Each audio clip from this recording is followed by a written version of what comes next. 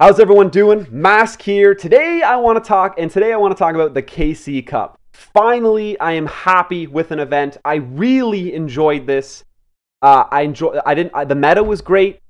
Fairly diverse meta, which really makes the games interesting. It wasn't the DC Cup like the last KC Cup was, and I honestly just had a lot of fun. And I was fairly pleased with the way I finished my results as well, which always it always makes you feel better at the end of an event. But I tracked my stats for the KC Cup for the first day and a half, just about 300 games. I'll share those with you guys, as well as the top 6 deck lists played in the KC Cup. Check those out. I basically compiled a generic list and some text for all of those deck lists, and that's what I'm going to go through with you guys today. Now, for the first day and a half of the KC Cup, I tracked every single game I played, who I was versus, and whether I won or lost. We'll leave the wins and losses alone for now. They're not important. But I thought it was really interesting. So in my first 266 games played, Cyber Angels was the most prevalent deck, but only coming in at about 20%. Just over 20%. Gladiator Beasts, Burn/Stall. I kind of grouped them all into the same umbrella, whether they were Weevil. I gave the Odeon Stall deck specifically its own category, but any form of Destiny Draw or Parasite, Burn or Stall was the third most played against deck. Dinos came in tied for 4th with Hazy, and then Red Eye Zombie was the 6th. Now these are stats tracked on the first day and a half. If it was the second and the last day and the second half of that second day, it would have been a little bit different because Res really started to show up on the last day of the tournament. Tons of people were playing Res because I think it was revealed that the person who had really leaped into first place was playing Res, and people just started following suit. And honestly, as far as KC Cups goes, I really liked the diversity. As you can see, I have a lot of deck lists here. I listed a handful of ones that are only 1, 2, or 3 times, but still, there were like over 10 deck lists that I played against 5 or more times. That's automatically a contributor to your overall score as well. The most played deck list I played against wasn't even 30%. In fact, the top 6 deck lists probably makes up a solid 80%, but still, there's at least 20% of complete nothing was played more than 6 or 7 times. Phoenix, 3SD, Dark World, Dark Magician, Blackluster Soldier.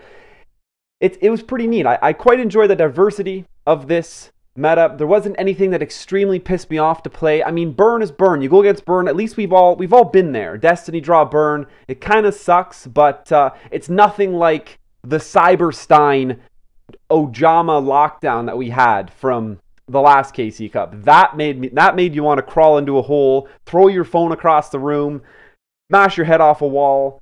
Odeon Trap Stall. I only came up against them twice. But that would be the only deck that I say I actually just did. I would get like 10 minutes into the game and just surrender or have won. I think I went 1-1 versus them. You get really lucky early, you can just win. The other time it's like, oh, well, I mean, it's turn 10, but this isn't going anywhere till turn 50 when it'll be a draw. I don't have time for this. See ya. And so I took all the stats too and put it into a beautiful spreadsheet for you guys. So we got I made it into a nice graph so you can sort of visually see the breakdown. So 21% of my matches were against Cyber Angels, 16% against Gladiator Beasts, and 14% against Burn and Stall. So 50% of my games were against 3 different deck types.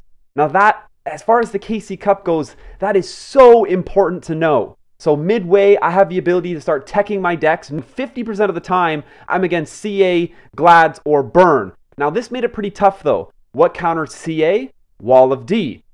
How good is Wall of D versus Glad Beasts? Pretty terrible. How good is Wall of D versus Burn? Even worse. That being said, Dinos. Wall of D was great against Dinos and Hazy. So there's another 18%. So I had 18% and 21%. So Wall of D was carrying me through like 40% of my games. It sucked versus Glad Beasts.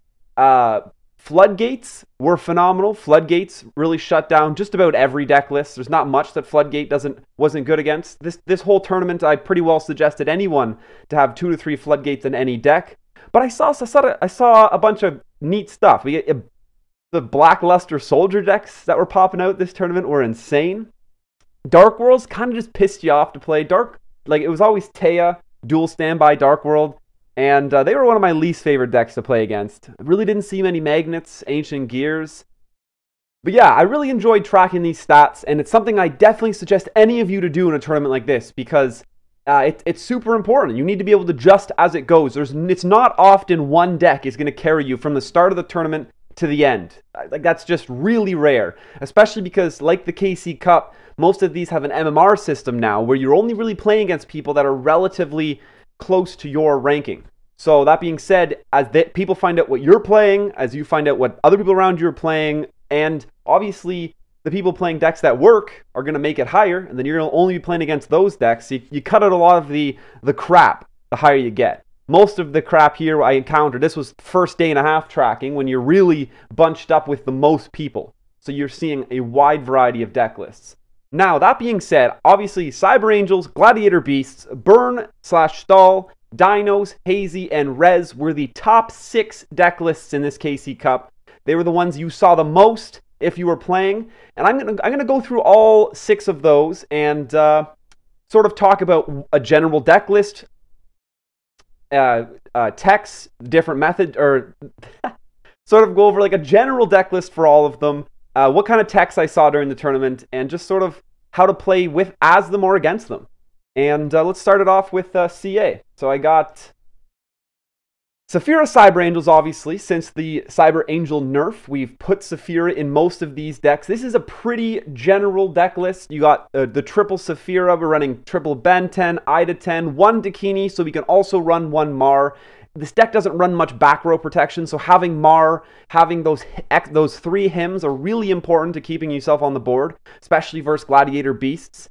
One of the biggest crutches of this deck is triple Econ. And one of the only reasons this deck is what it was able to do well still is the heavy presence of Hazy Flame monsters. Hazy Flame made you hesitate while putting 3 Econs in your deck. You're like, these are useless against a pretty popular deck. But that being said, most people were still running 3 Econs. I didn't always myself. I actually found myself running 1 or 2 at times during the tournament, but that being said, you're trying to fit in triple Walla D, triple Floodgate to completely counter CA, sorry. As you guys saw, CA was my most played against deck. Floodgate destroys them. Wall of D. You can basically hold Cyber Angel players hostage with Wall of D. Works extremely well versus them. Techs that I saw, Sonic Bird, obviously. Ritual deck works really well. Typically probably going to run a couple less rituals in the Sonic Bird version. Fang really helps Cyber Angels break through a solid back row. I saw Fang often, and when you saw Fang get pulled off, it destroyed you. Problem is, it's awkward, and it's hard to fully take advantage of it, because it shuts down your combos. You don't want to draw it too early, but when someone made a Fang play on you, when you're in that stall, standoff sort of situation, it absolutely opened the game back up for the Cyber Angel player. And then, of course, you do see Cyber Angels run enemy controller sometimes. You can enemy controller tribute Ida 10 to pop its effect off, as well as Ben 10. Both of those tributes count for activating their effects. And, of course, it really helps in the mirror matchup. But Cyber Angels was the #1 most played deck in the KC Cup from my experience, my 300-ish game pool, and it didn't really stop. You still saw Cyber Angels at least 1 in 4 games during the entire tournament. In fact, that percentage probably would have went up from the 20. Let's take a look at it real quick. From that 21%, on day 2 and 3, it probably was higher than that, because the diversity of the decks sort of shrunk. So there's more percentage to throw into the bigger decks. Anyhow, this was Cyber Angels. I mean, it's obvious why it's good. You're swinging with 3,500, 3,700 attack monsters, 4,700 sometimes when you rotate Ida 10. And I'm sure you guys have seen a ton of it, so it speaks for itself.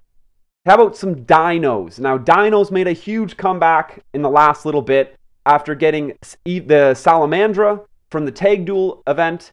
Now, most of these deck lists, I would imagine, run 3 Salamandras. I unfortunately didn't get 3 Salamandras from the last event, so I just threw Fossil Dig in there. It sort of replaces it, but Salamandra, Brachios, which basically has an enemy controller effect built into it, which is really neat. And it can also flip monsters from face down to face up. Extremely strong.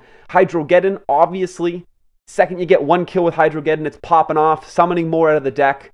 And when I played this deck for a little bit, I just threw a random... I threw a random vanilla dino in there. But what people were doing instead of that is throwing in Andal, and I'll get to that in a second. Obviously, one of the big themes you saw in dinos was back row hate. People, this was the six times back row hate version. I like to call it double Cosmic Cyclone. You're running the 2 Gyokus, probably saying that word wrong, and 2 Zingzen Who's. Now, like I said, this is just the skeleton of a dino deck, and that's why I'm including this section at the bottom of techs. Any incorporation, you can take any of the cards you see above out and put any number of these techs in, and trust me, every single version you could think of was played in this KC Cup. We got Sergeant Electro, phenomenal in any deck. Doesn't help you versus Cyber Angels. It's a balancing act. You put in a card to help you versus one deck, it might make you worse versus another. But you make these changes 2 to 3 times an hour playing in the KC Cup. I swear, you're just trying to adapt to the meta around you the entire time, adding in techs, making yourself better or worse against certain matchups. We have Gladiator Beast Andal. All right, time for my Andal rant. This card, now I didn't play a whole lot of GBs. I definitely played them for quite a bit. They weren't one of my most played decks, but people are teching an Andal into a ton of decks where it can fit just simply as a strong 1900 monster, a respectable one, absolutely. But also, if you enemy controller take, let me just walk you through a play. You summon a dino, they're strong. You summon one on an open field, end your turn. It's stronger than every Gladiator Beast in its entire deck. In order for your opponent to remove that dino, he must use 1 back row card. So at that moment, if that dino just disappeared, that back row card would have been traded 1 for 1. Fantastic. Now let's say you summon a dino, your opponent floodgates it, face down. You set an enemy controller. All right, cool. Now your opponent, or same situation. You set a dino, you set an enemy controller. Your opponent is going to have to use a back row to be able to safely attack that dino and preserve their Glad Beast. Now, your dino, presumably about to die, you could be chaining it to an Econ in the battle step. Maybe you're chaining it to a Super Rush Headlong activation, or maybe you're protecting it because it was floodgated and your opponent's going to do nothing with it anyway. It's already made that 1 for 1 trade. Now, you can Econ take your opponent's Gladiator Beast monster. And then at the end of the battle step, you get to rotate it out into the Andal of your own deck. All of a sudden, they lost their back row and their monster, and you're sitting with an Andal on the field. Phenomenal power play, and it really sets you up for OTKs the next turn. Because your opponent's expecting to sit 1 monster strong. All of a sudden, you already got a monster on your side of the field. You're summoning a second monster in your next main phase and going ham. Now, that's why you saw a lot of Andal in a lot of decks that shouldn't really run Andal this tournament. Floodgate speaks for itself, counters CA hard. Most decks, it's really nice to have when your opponent's trying to summon a Sergeant Electro. Mirror Wall, phenomenal back row. Powerful Rebirth, extremely interesting tech that used to only be seen in Magnets and found its way into a bunch of different decks, especially dinos this tournament. You can make a lot of crazy plays with Econ takes, any sort of monster removal combined with bringing back with Powerful Rebirth. Not to mention the monster gets a 100 attack buff in the process, which is great. And of course, Wall of D, fantastic card. Really counters CA as well, but not as good versus Gladiator Beasts, which in this deck isn't too hard because a lot of the rest of the deck really works to counter Glads. Now, having mentioned Glads so many times, let's move on to them. We got Gladiator Beasts, another one of the top 6 deck lists in the KC Cup. Very standard list I got up. Triple Aquari, you got 2 Bestiaries, 2 Murmillos, and a Dimikari. And then your back row, really, and the rest is just back row. Insert back row here. Super Rush Headlong, great card. Not totally preferred in GBs just because it's tough. You don't get to activate the Gladiator Beast effect with Super Rush Headlong. Triple Econ, Triple Floodgate, and Impenetrable Attack, Wall of D, all very good in Gladiator Beast decks. Wall of D sometimes struggles to protect a Gladiator Beast if it's in defense, though they have weak defense. That can make it tough. Mirror Wall also has this problem One of the reasons I'm not a big fan of running a lot of either. Impenetrable attack could save your Gladiator Beast no matter what in defense. I like it a lot better. Karibo. Karibo definitely could have been on my list for dinos too. Karibo can pretty much be put in any deck. Phenomenal card. A good tech at just about any time. And it always catches your opponent off guard because they expect to be attacking into an open field. And you got something to defend yourself in your hand. Cosmic Cyclone.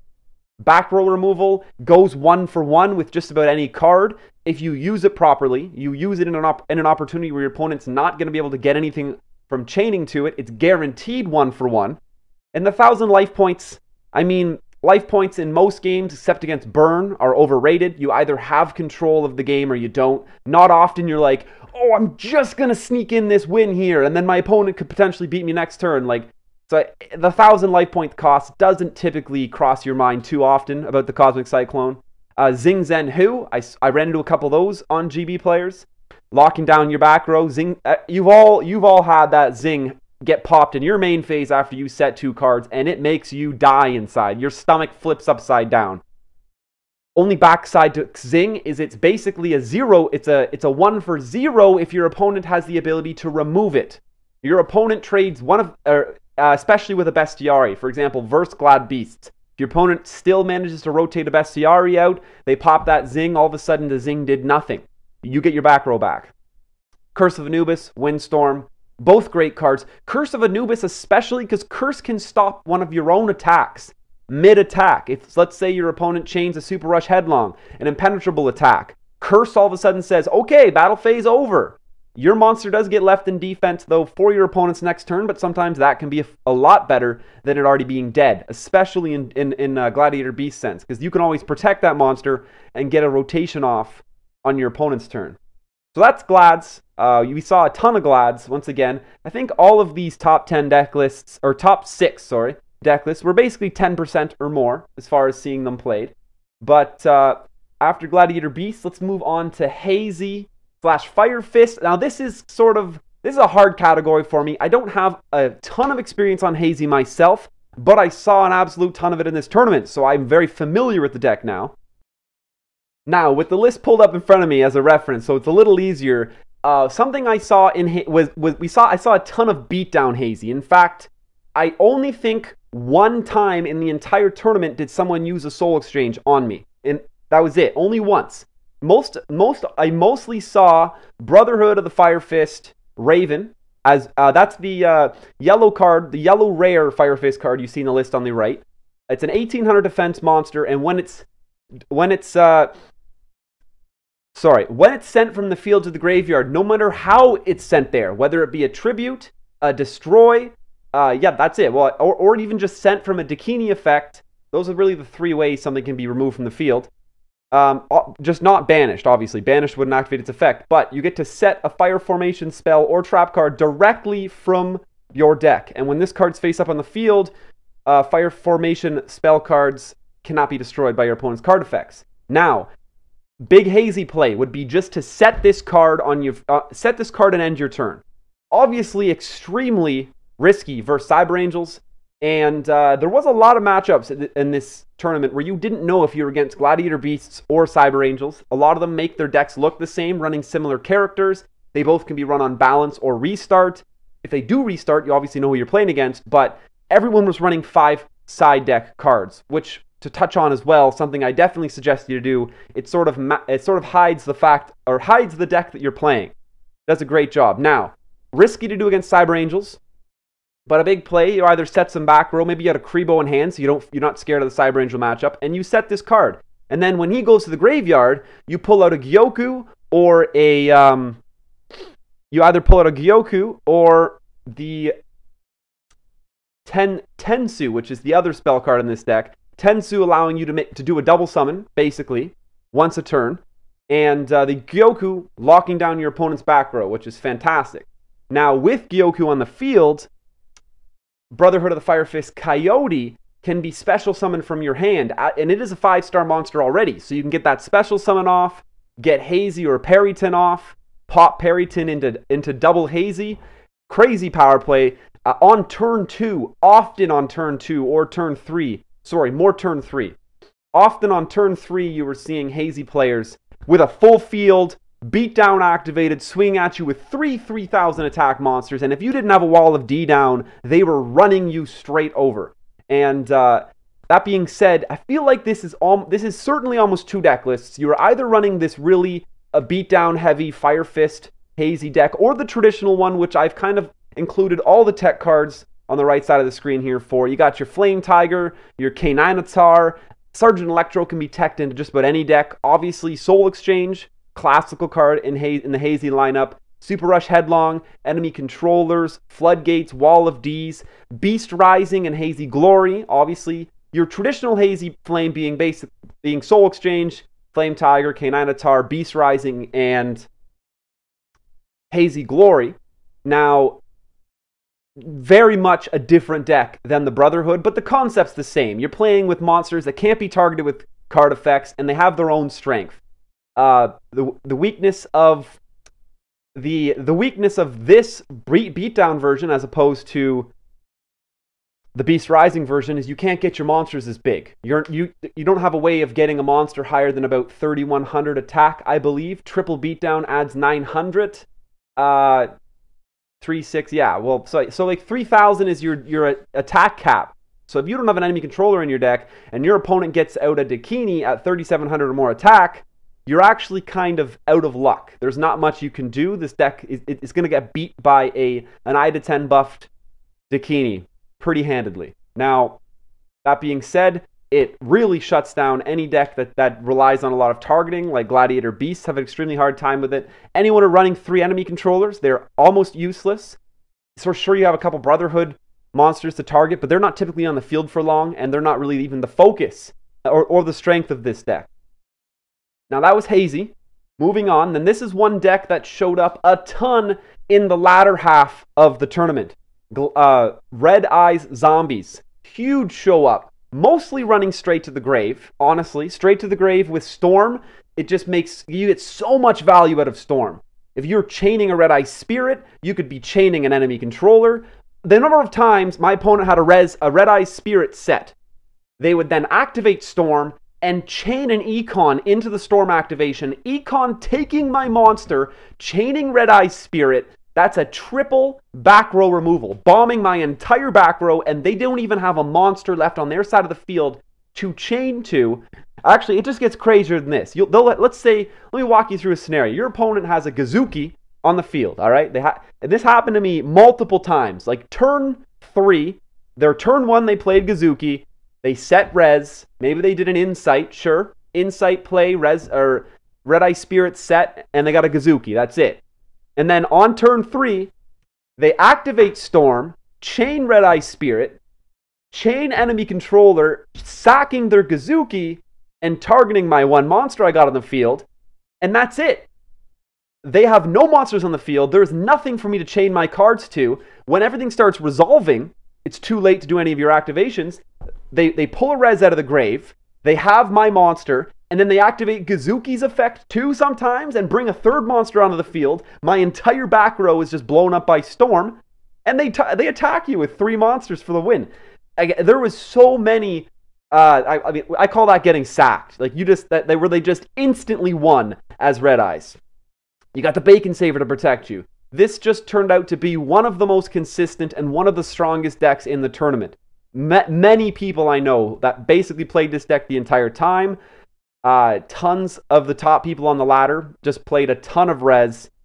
It's just really strong, and through play adjustments, you can play and beat just about anything with it. The triple Econ makes Cyber Angels not easy, but allows you to handle big Cyber Angel monsters. You can always Econ take them, go for the win.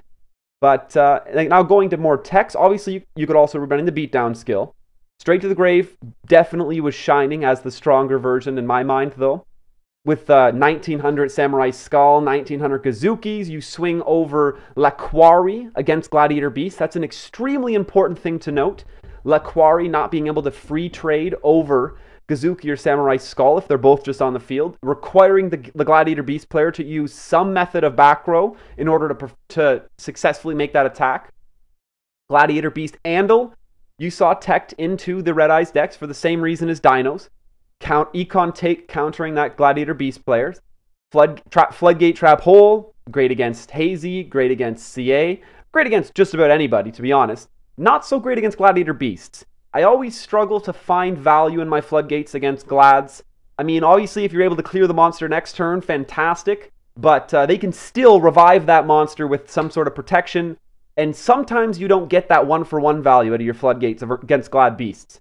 Mirror Wall does great in res. Curse of Anubis, Windstorm, both great options.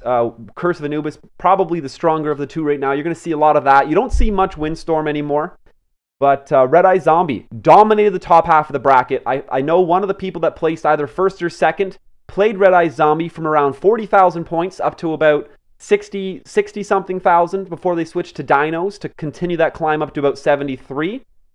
And yeah, out of everyone I talked to, that was doing extremely well, this was the most played deck in the tournament. Moving on from here, I got one more deck to talk about. Obviously, if you guys remember the stats, it was Burn and Stall. Now, I think I got something written down for Burn and Stall here. Let me just... Oh, wait, sorry, I got... something's wrong here. Burn? Oh, I need the Burn deck. Oh, right, yeah.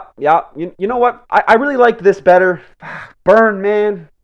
Burn and Stall. This was the Cyberstein of the tournament, but it wasn't as bad. I'll give it that, all right? Like I at least felt like I got the chance to maybe win versus Burn. I mean, I didn't do terribly. Taking a quick glance at my tracking here. Versus Burn.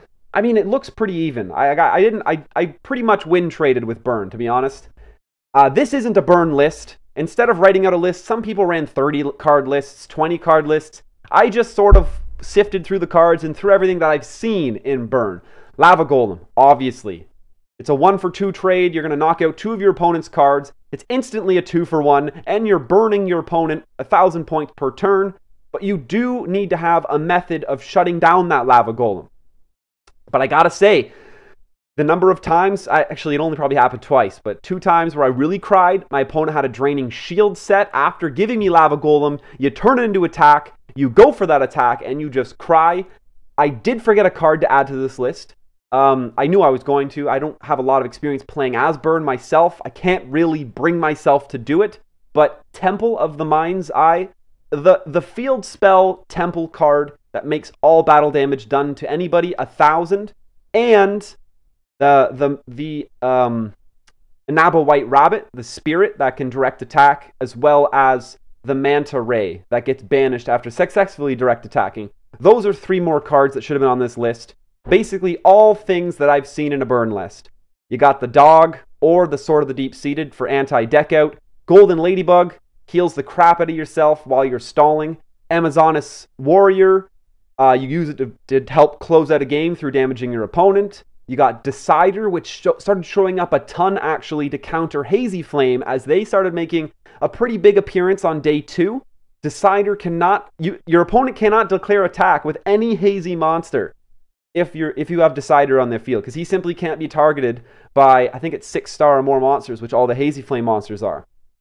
Karibo stops an attack. Burning Land I saw a lot of. If they're playing the Weevil version, you'd see Jade Insect Whistle, Floodgate, Wall of D, Curse of Anubis, Windstorm, Massive Morph, obviously the core of a lot of these Burn Stall decks. You don't play monsters, so Massive Morph essentially makes your opponent's monster absolutely useless. Now, yeah, I know Burn has a little bit of a harder time with GBs. The Floodgates, the Massive Morphs being less useful because the GB player can always contact Fusion, but you're still going -1 when you're performing that contact Fusion. But if your opponent's considering 1-for-1 trades with all your cards, you're then trading two Gladiator Beasts that have already traded 1-for-1 with cards in your opponent's hand and getting out a third. So essentially you are going +1 in the duel when you make that contact Fusion versus Burn. But yeah, Burn basically was the last of the top 6 decks. I wanted to sort of just kind of show and talk about my experience versus them. Burn, I hated the most to go against. That was fine though. And honestly, overall, extremely happy about the KC Cup. There was really only some problems on day 1 that Konami seemed to have got to the night of day 1 and fixed straight up, and everything was smooth sailing from there. There wasn't an abundance of disconnects, nothing I could really pin down as a reoccurring problem. I think I got a couple of those classic.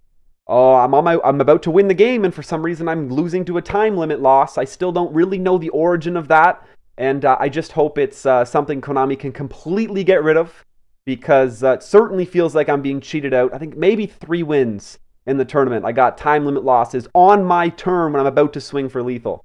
Always makes you really feel uneasy and kind of sketchy about it. But all in all, this was the best event I have participated in so far in Duel Links. Had a ton of fun, and I'm really hoping they take feedback from this and they get the pedals rolling, and the WCQ 2018 is a phenomenal event. This KC Cup, I finished top 100. I was about 500 points away from top 10 NA. I finished with about 48,800 points, and I was quite happy with that. I'm top 100, so I get that cool little icon. Of course, I wanted to finish top 10. You get that golden icon. It just didn't happen. I didn't quite set aside the whole weekend, which I most certainly will do for the WCQ. I had some commitments on Saturday, which took up about 8 to 10 hours of my day that I definitely could have used. But then you really just, once you see yourself too far behind, you take the back seat and you sort of relax and you say, hey, I got that top 100 locked in. I want to keep it. Let's get at least something special to show for all the time we've spent. I'm pretty sure I played somewhere between 400 and 500 duels, because I only stat tracked for half the tournament, and I was almost at 300 duels on my stat tracking sheet. And I know I played for probably 12, 14 straight hours on Sunday as well. But I've said it. I'll say it so many times. Great job, Konami, finally putting on a good event. That I took the survey.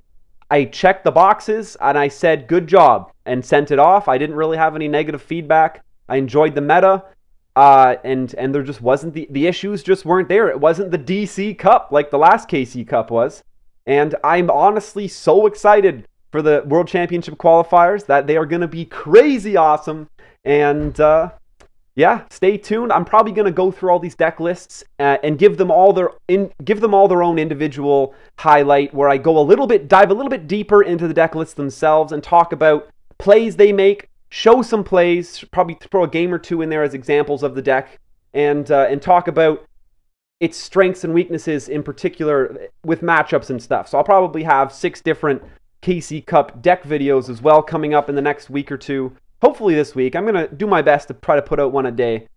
But yeah, guys, thanks for checking this out. Fantastic KC Cup. Super excited.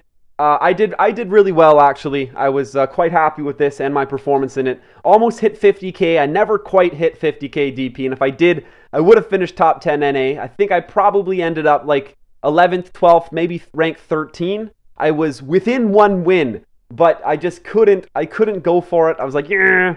It's not worth pushing for that top 10 NA and risking losing that top 100 spot, because I really was only 3 losses away from falling at a top 100 world, which would have sucked. Then I wouldn't even have gotten an icon to show for my hard work. But yeah, nope. Stay tuned for more KC Cup deck highlights in the future. Check out my Twitch channel. Follow me on twitch.tv/MasKScarin. You catch us live Mondays or Fridays. Mondays at 5 p.m., Fridays at 10 or 11 a.m. There's another random day during the week. I'll figure those out. You can always check out my Twitter and my Facebook page. That's when you're going to know when that random day is and when I'm going live in general, when new stuff's coming out. And of course, if you want to forget about everything else I just said, always check out the invite link to my Discord channel in the description down below, guys. We were super active over this KC Cup, talking about deck lists, sharing ideas with each other. I'm really working on revamping the Discord and adding a lot more sections to it. Places where you can come, deck discussion columns where you can go in and talk about Hazy in the Hazy section, Cyber Angels. So I'm really working on spicing up the Discord and really just making it a more inviting community in there, where everyone can kind of help each other, well, essentially make it to King of Games and do well in these events that Konami's hosting. But yeah, thanks for checking us out again. Smash that subscribe button if you haven't already, guys. And like always, stay classy.